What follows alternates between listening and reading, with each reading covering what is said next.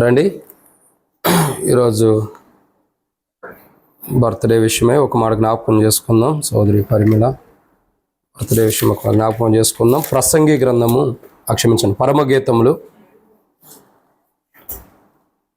పరమగీతములు మొదటి అధ్యాయం 12వ వచనం.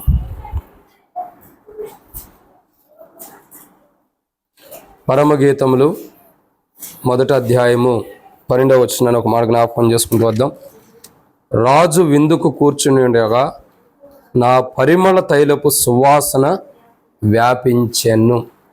కాబట్టి దేవుని యొక్క వాక్యాన్ని చూసినట్టే రాజు విందుకు కూర్చుని ఉండగా నా పరిమళ తైలపు సువాసన వ్యాపించెను. ఈ మాట గురించి కొన్ని మాటలు జ్ఞాపకం చేసుకోకుండా ప్రభు నడిపింపు కొరకు ఇచ్చిన ప్రార్థన. ప్రేమ కలిగిన తండ్రి, పరిశుద్ధుడైన దేవా, మీకు స్తోత్రములు.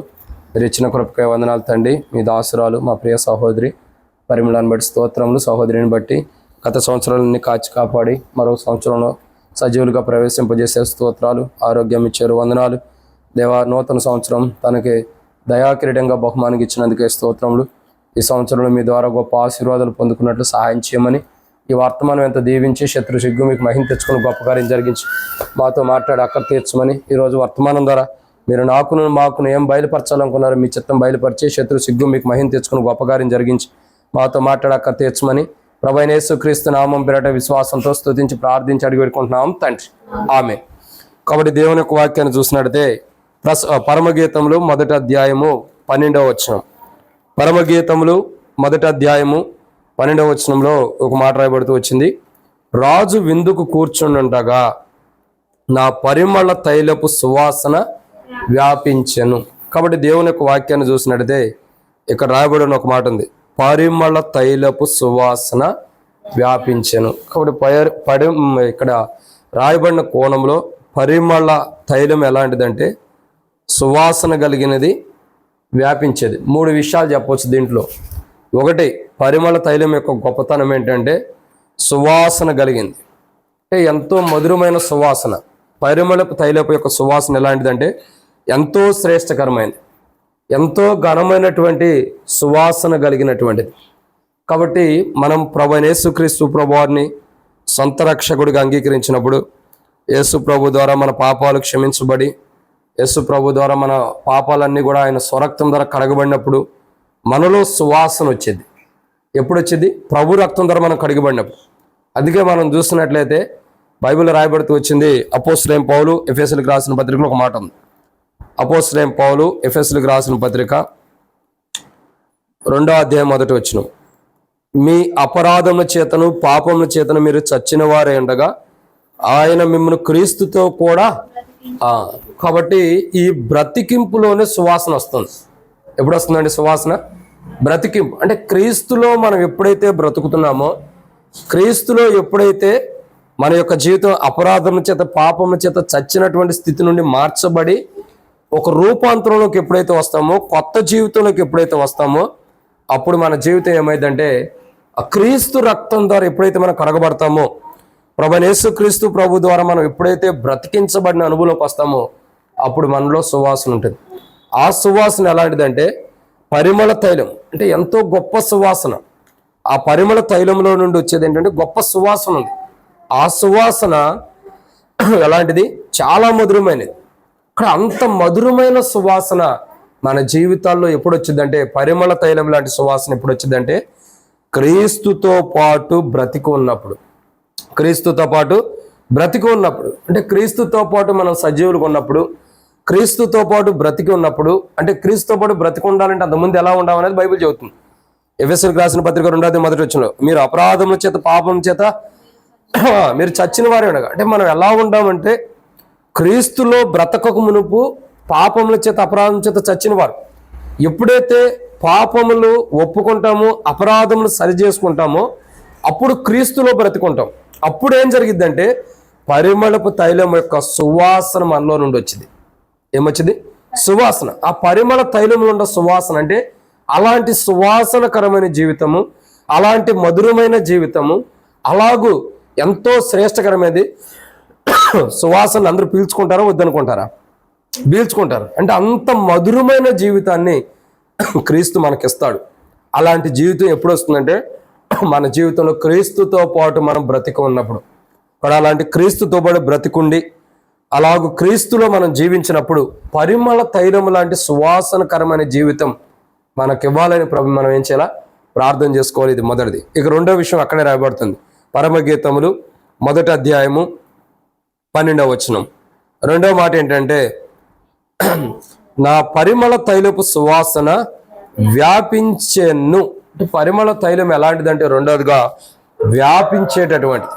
ఒకటి మధురమైన సువాసన కలిగింది. అది ఎలాంటిదంటే మన జీవితాలకు ఎలా వచ్చిందంటే క్రీస్తుతో పాటు మనం చనిపోయి తిరిగి లేచినప్పుడు, క్రీస్తుతో పాటు లేపబడినప్పుడు పరిమళ తైలపు యొక్క సువాసన జీవితం మనలో ఉంటుంది. రెండవదిగా చూడగా ఇక్కడ రాయబడిన మాట ఏంటంటే పరిమళ తైలం ఎలాంటిది? పరిమళం ఎలాంటిదంటే పరిమళ తైలము వ్యాపించేది. ఎలాంటిది?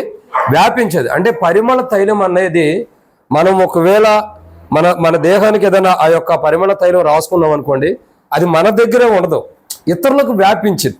ఏం చేసింది? ఇతరులకు వ్యాపించింది. ఆ వ్యాపించడం ద్వారా ఇతరుల ఆ సువాసనను ఏం చేస్తారు? ఆస్వాదించి ఆ సువాసనను పీల్చుకున్న తర్వాత ఎందుకు పీల్చుకున్నాను ఈ సువాసన అనుకుంటారా? హ్యాపీ ఫీల్ అవుతారు, అంటే సంతోషం ఉంటుంది. ఈ పరిమళ తైలంలో ఉన్న రెండో భాగం ఏంటంటే, ఒకటి ఈ పరిమళ తైలము సువాసన కలిగినది, రెండు అనేకులకు వ్యాపించేదిగా ఉంటుంది. అంటే మన జీవితం ఎలా ఉండాలంటే అనేకులకు వ్యాపించేదిగా ఉండాలి. ఈ పరిమళ తైలం ఎలా ఉంటుందో అలాగా అనేకులకి సువాసనకరంగా క్రీస్తులో దేవునికి ప్రాముఖ్యంగా సువాసనకరమైన జీవితం క్రీస్తులో బతికొండటం ద్వారా మనకు ఉండిద్ది. ఆ జీవితాన్ని మనం కలిగి ఉండాలి. రెండోదిగా చూడగా వ్యాపింప చేయటం అన్నది చాలా ప్రాముఖ్యత.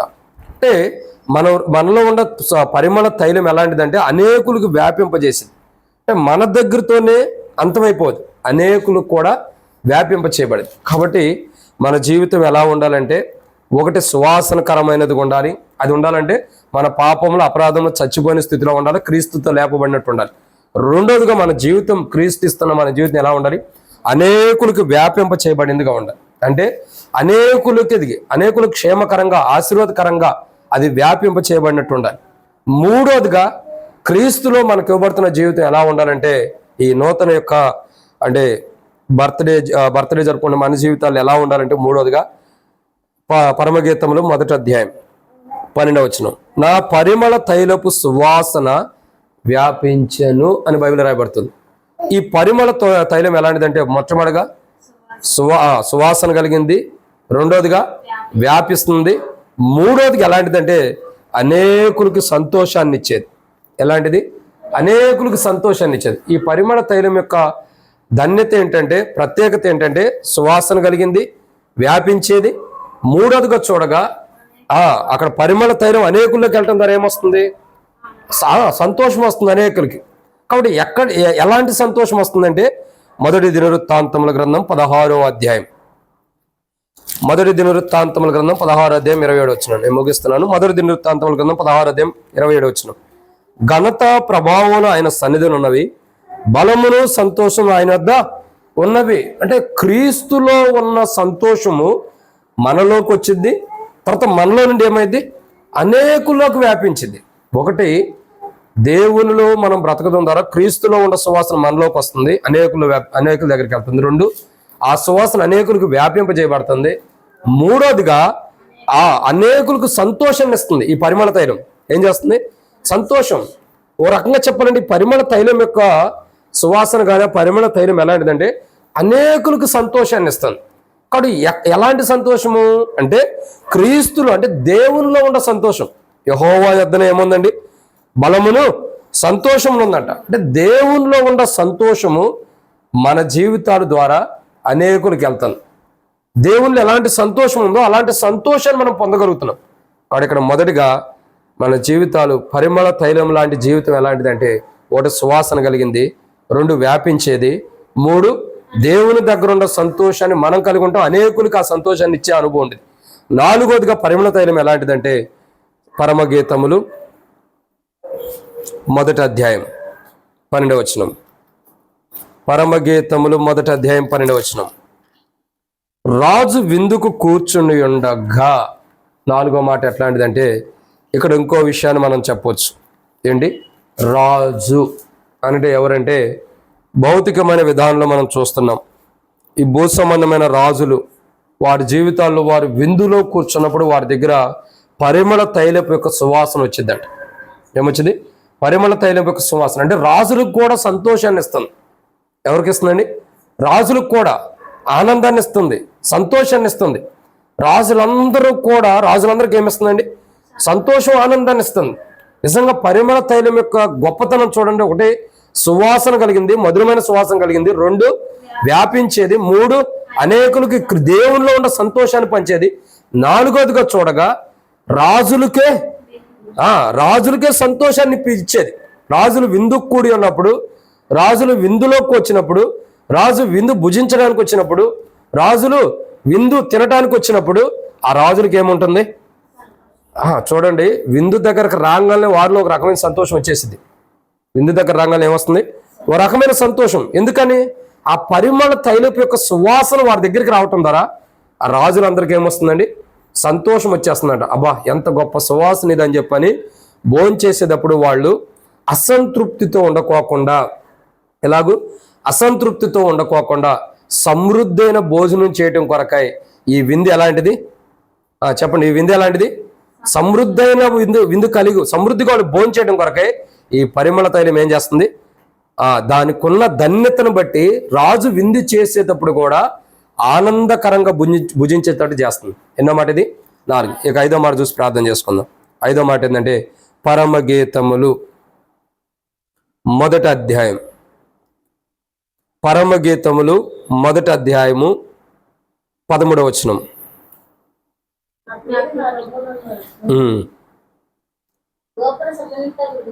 సువాసన అది. కాబట్టి ఇక్కడ మనం అర్థం చేసుకోవాల్సిన 5వ కోణం ఏంటంటే, ఒక రకంగా చెప్పాలంటే పరలోకపు రాజును కూడా ఏం చేస్తుంది? సంతోషింపజేస్తుంది. మనము ఇంకా చూసినట్లయితే మొదటి దినవృత్తాంతం గ్రంథంలో కానీ అక్కడ రాయబడుతూ వచ్చింది పరిమళ తైలం గురించి. నిర్గమాకాండంలో కానీ ఆయా గ్రంథాల్లో రాయబడుతూ వచ్చింది పరిమళ తైలం యొక్క ధన్యత ఏంటన్న. కాబట్టి ఈ పరిమళ తైలం ఏం చేస్తుందంటే 5వదిగా దేవునికే మహిమకరంగా ఉంటుంది. 1, సువాసన కలిగింది, అంటే క్రీస్తుతో పాటు చనిపోయి తిరిగి లేవటం ద్వారా మధురమైన సువాసన వస్తుంది. 2, వ్యాపిస్తుంది, అనేకుల్లో ప్రవేశిస్తుంది, అంటే అనేకులు సువార్త చెప్పే అనుభవం ఉంటుంది. 3, అనేకుల్లో సంతోషాన్ని తీసుకొస్తుంది. 4, రాజులు విందుకు కూర్చున్నప్పుడు సంతృప్తిగా, అంటే సంతోషంగా భోంచేసేటట్టు, వాళ్ళు తృప్తిగా భోంచేసేటట్టు చేస్తుంది పరిమళ తైలం. 5వదిగా చూడంగానే పరలోకపు రాజు అయిన యేసు ప్రభువారు, అంటే తండ్రి అయిన దేవుని కానీ కుమారుడు అయిన యేసు ప్రభువారిని కానీ మహిమపరిచే కోణంలో ఉంటుంది. ఈ పరిమళ తైలం ఎలాంటిది? తండ్రిని మహిమపరుస్తుంది. కానీ మహిమపరిచే కోణం ఇంపార్టెంట్. పరిమళ తైలం కూడా 5వ ధన్యత ఏంటంటే తండ్రిని మహిమపరుస్తుంది. మీరు పాత నిబంధన కాలంలో చూసినట్లయితే ఆ నిర్గమకాండం కానించి మనం చూస్తూ వచ్చినట్లయితే ఈ పరిమళ తైలం యొక్క ధన్యతలు ఏంటి అక్కడ కనపడతాయి. కాబట్టి 5వదిగా ఈ పరిమళ తైలం తండ్రిని మహింపరిచేదిగా ఉంది, అంటే పరలోకపు తండ్రిని మహింపరుస్తుంది. అట్టి విధానంలో కాబట్టి బిడ్డ కూడా, మరి పరిమళ కూడా, సహోదరి కూడా మరి మంచి సువాసనకరమైన క్రైస్తవ జీవితం.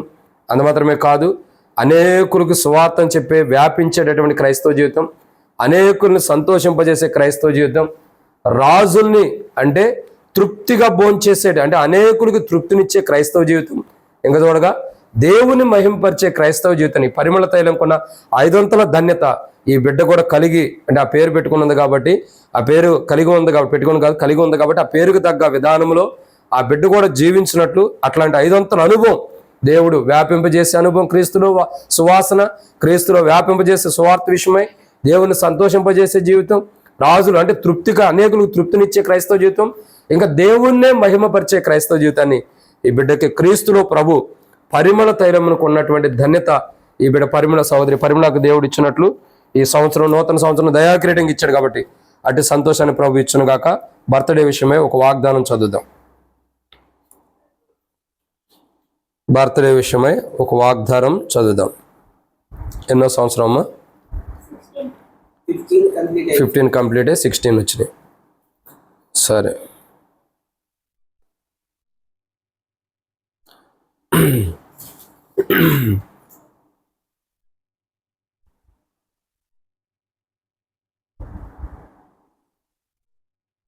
రండి దేవుని యొక్క వాక్యాన్ని చూసినదే 16వ కీర్తన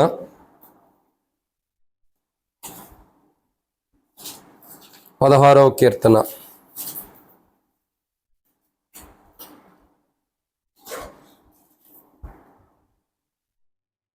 2వ వచనం. నీవే ప్రభుడవు, నీకంటే నాకు క్షేమధారమేదియు లేదని యెహోవాతో నేను మనవి చేయుదును. నేను ఇలాగందును, భూమి మీద ఉన్న భక్తులే శ్రేష్ఠులు, వారు నాకు కేవలము. కాబట్టి దేవుని యొక్క వాక్యం చూసినట్టయితే దేవుని యొక్క భక్తుల వలె శ్రేష్ఠులుగా, దేవునికి ఇష్టమైన వారుగా దేవుడు మరి ఈ సంవత్సరం అంతా నీవు జీవించినట్లు ప్రభు సాయించను కాకమ్మ. తర్వాత రాయబడినట్లు 2వ వచనంలో, నీవే ప్రభుడవు, నీకంటే క్షేమధారం ఏది లేదని మనం దేవుని సన్నిధిలో గుర్తెరగాలి. ఈ సంవత్సరం ఏం చేయాల? దేవుడే ప్రభు, ఆయన కంటే క్షేమధారం ఏది లేదని ఈ సంవత్సరం గుర్తెరగాల. ఆయనే మన క్షేమం. అంటే మన తల్లి కంటే, తండ్రి కంటే, కుటుంబీకులు, బంధువులు అంటే కూడా వాళ్ళు సెకండ్. ఫస్ట్ ఎవరు? దేవుడే. ఆయన కంటే క్షేమమైంది మనకేం లేదు. కాబట్టి అది గుర్తెరిగి, ఎన్ని కష్టాలు ఎన్ని బాధలు ఉండే దేవుడి క్షేమం, మన క్షేమాన్ని చూస్తాడని గుర్తెరగాల. 2, ఆయన భక్తుల వలె ఉండి శ్రేష్టకరమైన క్రైస్తవ జీవితాన్ని ప్రభు మీకు ఇస్తాడు, అది పొందుకోవాలా. దేవునికి ఇష్టలు అంటే ఆయన భక్తులు, ఆయనకి ఇష్టలు. కాబట్టి మీరు ఆయనలో భక్తి కలిగిన క్రైస్తవ జీవితాన్ని కలిగి, ఆయనకి ఇష్టమైన క్రైస్తవ జీవితాన్ని కలిగి ఉన్నట్లు ప్రభు సాయించను కాక ప్రార్థన. మమ్మల్ని మిక్కిలిగా ఎక్కువగా ప్రేమించిన ప్రియ పరలోక తండ్రి, పరిశుద్ధుడైన దేవా, మీకు స్తోత్రములు. మీరు ఇచ్చిన సమయానికే వందనాలు. మీ దాసురాలు మా ప్రియ సహోదరి దేవా, మీరు జ్ఞాపకం చేసుకోండి. దేవా, సహోదరి పరిమళాన్ని బట్టి వందనాలు. 15 సంవత్సరాలను కాపాడి 16వ సంవత్సరంలో సజీవులుగా ప్రవేశింపజేశారు. దేవా, కేవలం మీ యొక్క భక్తులే శ్రేష్ఠులు, వారి యొక్క జీవితాలు ఎట్లా ప్రభా మీకు మహిమకరంగా ఉంటున్నాయో చూస్తూ వస్తున్నాం. కాబట్టి ప్రభా, మీకంటే క్షేమధారమైందంటూ తనకేమీ లేదు. ఈ సంవత్సరం ప్రభా మీరే దేవుడు కాబట్టి, మీరే ప్రభువు కాబట్టి, మీకంటే క్షేమధారం లేదు కాబట్టి ప్రభా, క్షేమకరమైన జీవితం సంవత్సరం అంతా బిడ్డకు దయచేయండి. పరిమళ తైలం లాంటి క్రైస్తవ జీవితాన్ని కూడా దయచేయమని ప్రార్థన చేస్తూ, తనకిచ్చిన ఈ సంవత్సరంలో దయాకిరీటంగా ధరింపజేస్తున్నందుకు వందనాలు. ఈ సంవత్సరంలో మీ యొక్క శ్రేష్టకరమైన ఆశీర్వాదాలు పొందుకునే బిడ్డగా సిద్ధపరచమని, మీరే క్షేమధారంగా ఉండమని ప్రార్థన చేసుకుంటూ, అదే రీతిలో ప్రభా మరి ఎలీషాన కొరకు కూడా ప్రార్థన చేస్తున్నాం. దీవించండి, ఆశీర్వదించండి, డ్యూటీ అన్నింటిలో కూడా తోడు ఉండండి. తనకున్న అవసరతలు, అక్కర్లు అన్ని విషయాల్లో కూడా మీరు ఎరిగిన దేవుడు, అక్కడ తీర్చండి. అక్క కొరకు కూడా ప్రార్థన చేస్తున్నాం. మీరు జ్ఞాపకం చేసుకోండి. మేరక్క, వారిని ప్రేమించి ఇచ్చిన పాప పరిమళాన్ని బట్టి వందనములు. తన బర్త్డే ఎంతో దీవెనకరంగా చేయండి. సంవత్సరం దయా గ్రీటింగ్ ఇచ్చారు, నూతన ఆశీర్వాదాలు పొందుకోవడానికి సాయం చేయండి. బాబుని కూడా జ్ఞాపకం చేసుకోండి తండ్రి. ప్రవీణ్ని కూడా దీవించండి, ఆశీర్వదించండి. ఇద్దరు చదువులన్నిటిలో తోడుగుండండి. మంచి మార్కులతో ప్రభా మరి ఎగ్జామ్స్ రాసినప్పుడు మంచి మార్కులతో పాస్ అవ్వడం సాయించండి. ఎగ్జామ్స్ ఉన్నప్పుడు కూడా రానున్న దినాలు ఎగ్జామ్స్ ఉండే మంచి జ్ఞానం తెచ్చేయండి. బిడ్డల చదువులన్నింటిలో కూడా ఏ సబ్జెక్టులు వెనకబడి ఉండారో ఆ సబ్జెక్టులో మీరు ప్రభావ మంచి జ్ఞానం ఇచ్చి మందులో తీసుకురండి. బిడ్డను ప్రత్యేకంగా దీవించి ఆశీర్వదించి ఈ సంవత్సరంలో తనకు ఎంతో దయాకిరీటంగా ఇస్తున్నారు కాబట్టి ఈ ఆశీర్వాదాలను పొందుకుంటూ ఈ చెప్పబడిన వాక్య పెరుగులో తాను ఈ సంవత్సరం అంతా జీవించి మీ ద్వారా క్షేమకరమైన ఆశీర్వాదాన్ని పొందుకున్నట్టు సాయించమని ప్రభువైన యేసుక్రీస్తు నామం పేరిట విశ్వాసంతో ప్రార్థిస్తున్నాం తండ్రి, ఆమేన్. తొట్టెలు కొని మనం కాపాట్టుకును తన మహిమ ఎదుటి మహానందంతో నిర్దోషం నిలబెట్టడకు శక్తిగల మన రక్షకుడైన ప్రభువైన యేసుక్రీస్తు ప్రభు వారి యొక్క కృపయు ప్రేమ సమాధానమును సహోదరి పరిమళకును, అదే రీతిలో ఎలీషాన మేరక్కకిని, వారి కుటుంబాలకి, ప్రవీణ్కి, అందరికీ దేవుని కృపా మహిమ తోడే నడిపించును గాక. ఆమేన్. Praise the lord.